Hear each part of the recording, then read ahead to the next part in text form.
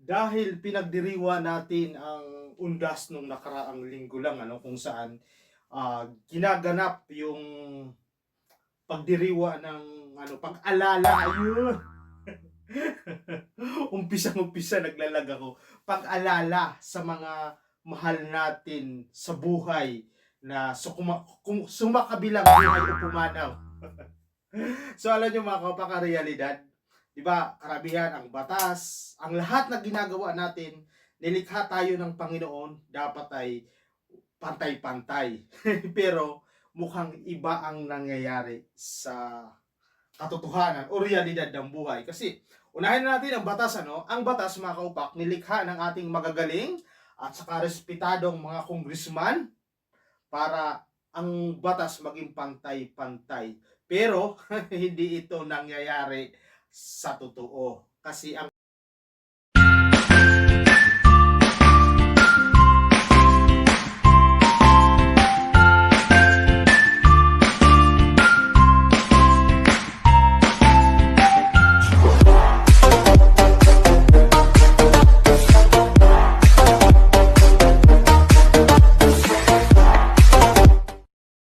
yes, mga kaupak, hindi ito ang nangyayari sa realidad sa ating buhay, Patayin ko muna electric fan, maingay. Ayan. Ay, number 4. So ngayon mga kaupak, hindi ito ang nangyayari sa totoo, yung ang ating ang aral na kung baga hinango natin sa mga salita ng Diyos. Pero sorry naman, hindi ako nagbabasa ng Bible. Sabi nila ang lahat ng tao sa mundo ay isinilang pantay-pantay, walang pangit, walang kumbaga meron lang tayong pagkakaiba-iba ng karakter. Maski ganun din ang batas ang batas para ito yung sundin na alituntunin sa ating bayan para o sa isang bansa para walang maagrabyado, walang maapi, mahirap man o mayaman. Kaya ito ginawa. Ang batas, ito yung ginagawa ng ating mga galing na mga congressman o lawmaker na kung saan hinahalal ito natin pag eleksyon. Eleksyon. Next year, mag-eleksyon na mga kaupak, maghahalal tayo ng mga congressman, senador at hanggang sa municipal councilor. So ang mga batas mga kaupak, ginawa ito para maging pantay-pantay tayo sa lipunan. Ibig sabihin, mahirap ka, makapangyarihan ka, mayaman ka, dapat ikaw ay sumunod sa batas. Ganyan dapat. So, ganyan din ang paningin ng ating Panginoon sa atin. Sinilang tayo ng pantay-pantay. Sabi lang kasi itong kasama ko, itong ganyan, si pangit, yung isa maganda hindi. Meron tayo kanya-kanya karakter. Na halimbawa, meron siya isang bagay na wala ka. Meron, kumisan matangkad ka, tapos hindi ka naman kagwapuhan. Minsan naman, gwapo ka o maganda ka pero mahina naman ang utak mo. Kumbaga meron tayo kanya-kanya karakter na ibinigay. Parang pagkain lang, 'di ba? Kapag yung isang pagkain ay ibinigay na sa iyo lahat o por parehas, magsasawa ka. Ganyan din ang tao. Ang tao, meron tayo kanya-kanya karakter. Lahat tayo isinilang ng Panginoon. Ang tingin sa atin ng ating Panginoon ay pantay-pantay. Walang pangit, kumbaga tayo lang, depende lang, sabi nga sa mga marites, depende lang sa mata ng mga, ano tawag doon? Sa mata ng mga, inggitero o inggitera. So, ganun talaga, di ba? So, para sa akin mga kapaktama naman, kasi nga, kung isinilang tayo, nung magkakamukha tayo, last tayo magaganda, siyempre mga kaumay, paano malalaman kung ang asawa mo o kapatid mo ay magkakamukha kayo? Kaya tayo, binigyan ni Panginoon ng iba-ibang itsura, iba-ibang aura, iba-ibang appeal kasi meron tayo inilaan ang Panginoon para kumbaga maakit tayo. Nasa atin lang 'yun, nasa atin lang kung paano natin gagamitin o ilalabas ang ating karakter bilang isang unique. Parang ako, 'di ba? Sabi nila pangit ako, sabi ng nanay ko gwapo ako. Pero hindi ako naniniwala kasi 'di ba? Nasa ayun lang ang sabi niya, ang daming nga mga gwapo, ang daming mga sikat, di ba? Pero nabibigo din sila sa pag-ibig. Ganyan din, puro parehas tayo nabibigo. Puro parehas tayo biktima ng pag-ibig. Pero ang realidad, mga kapak, hindi ito nangyayari kasi tao tayo, makasalanan. Alam niyo mga kapak, Dahil ipinagdiriwang natin ang undas, yung nakaraan, ito ay November 1 hanggang I guess November 2 ano, yung iba kasi ang iba November 2. Di ko alam yung mga ano, pero yung nanay ko alam niya kung anong ibig sabihin 1, 2, 3, may mga pangmatanda, may pambata. Pero ako mga kaupak, ang nasa calendar, November 1 is Red Calendar. So, ito ay pag-alala sa mga mahal natin na pumanaw na kahit wala na sila sa mundong ibabaw, tayo ay naaalala pa rin natin sila dahil sila ay naging parte ng ating buhay. Halimbawa, kamag-anak natin, nanay, tatay, kapatid, lola, anak, ganyan, no? So, tama lang na sigad talaga kahit na yung pagbigay talaga niya na sa atin ng puso, hindi niya nilimita lahat. Kahit sino ka pa, di ba? Marunong kang magmahal. Yun yung parang karakter na ibinigay sa atin, yung puso. So ngayon, mga kaupak, pero ang realidad dahil sa nakita ko, sa observation ko mga kaupak nako, sa mga sementeryo ng mayayaman. Di ba may mga salita tayo na sinasabi natin na kailangan mangingibabaw yung love mo, mangingibabaw yung kindness.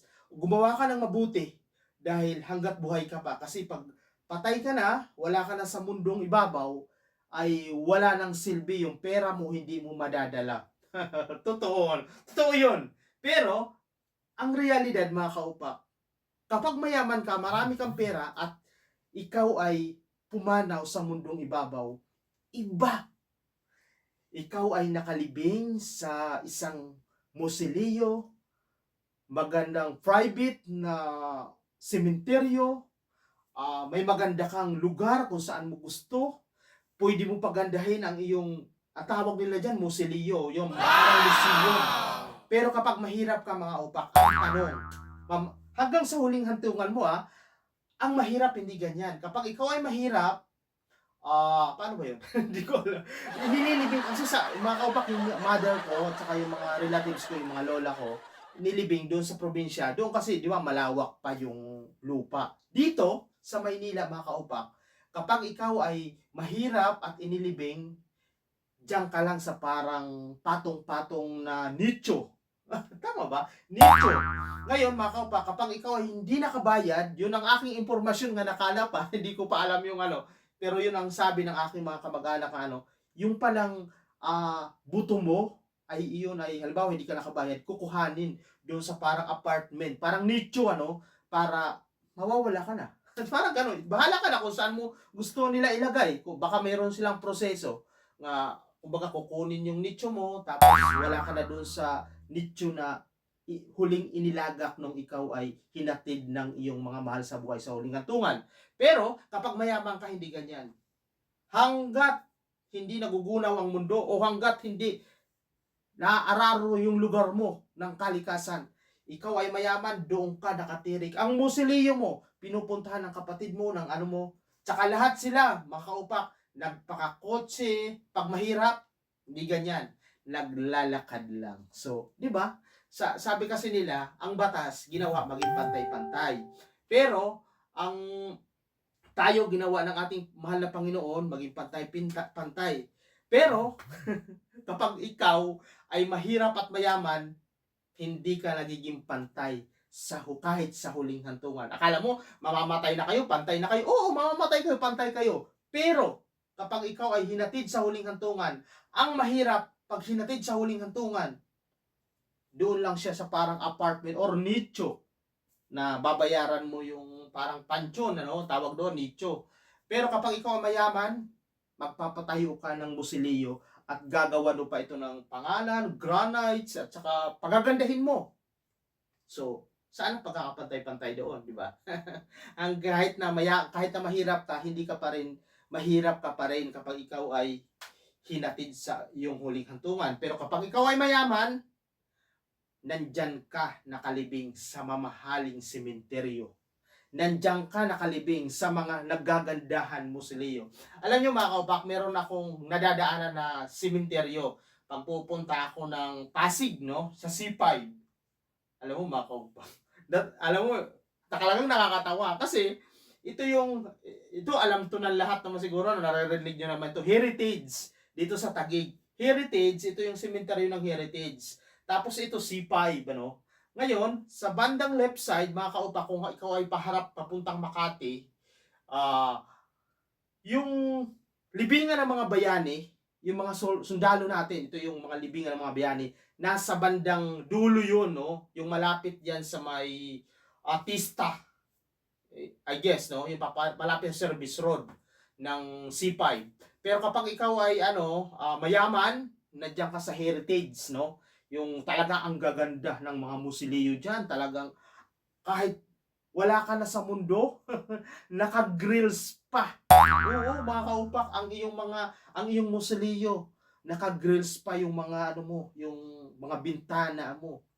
Kahit walang mananakaw. Although meron doon yung iba, may mga bulaklak, kandila, baka iniisip nila, di ba? Pero kapag ikaw mayaman, nako mga kaupak, diyan sa Heritage, nakalibing ka, nako, ang ganda ng iyong libingan kapag ikaw mayaman. Pero mga kaupak, napapansin mo, bandang doon, bandang right side, kung ikaw ay nakaharap sa Makati, may bakante. Pero ito'y sakop pa ng sementeryo. Ang laki ng bakante lote pa. Siguro ito ay underdeveloped. Pero, pag kumanan ka, bandang tumingin. So, mga kapag tumingin ka, bandang Makati, tumingin ka sa Makati. Tapos, bandang kanan, mga kaupak, andito yung medyo underdeveloped na sementeryo din siya, part siya ng heritage, no?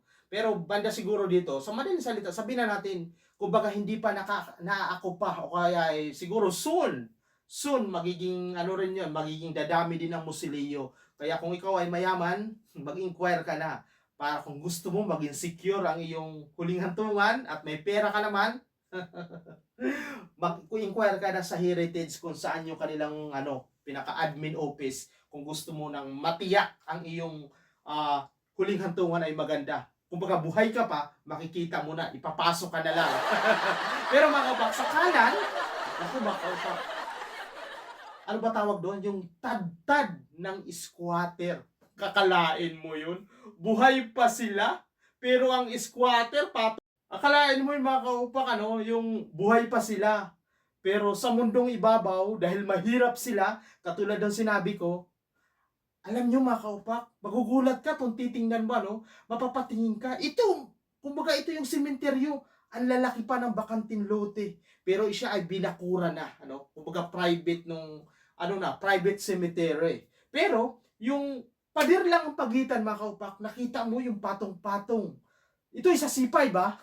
Baka nakakalimutan tayo. Ito kung galing ka ng expressway, galing ka ng Sukat or Bikutan, ito ay nasa kaliwa bago ka dumating ng McKinley Hill. Akalain mo buhay ka pa, pero ang buhay mo sa mundong ibabaw, di ba? Dahil mahirap ka, patong-patong kayo, tad-tad squatter area mga kaupak. Alam mo ba kung merong mangyari sa inyo ng fire o kaya hindi naman natin hinihiling may mangyari sa hindi maganda, hindi makapasok ang bumbero. Kasi samantala mga kaupak, dito sa sementeryo, kumbaga ilalagak mo dyan. Diba? Wala na. Dido na Pero ang ganda pa ng lugar nila. Kumbaga may bakante pa sila lote, may nakapreserve pa. Samantala dito, buhay pa sila. Pero makita mo mga kaupak, katulad ng sinabi ko, kung may mangyari na hindi maganda sa looban, hindi makakapasok yung bumbero. Dahil, halimbawa, magkaroon ng sunog na hindi naman natin inaasahan. Sa dami ng tao, patong-patong.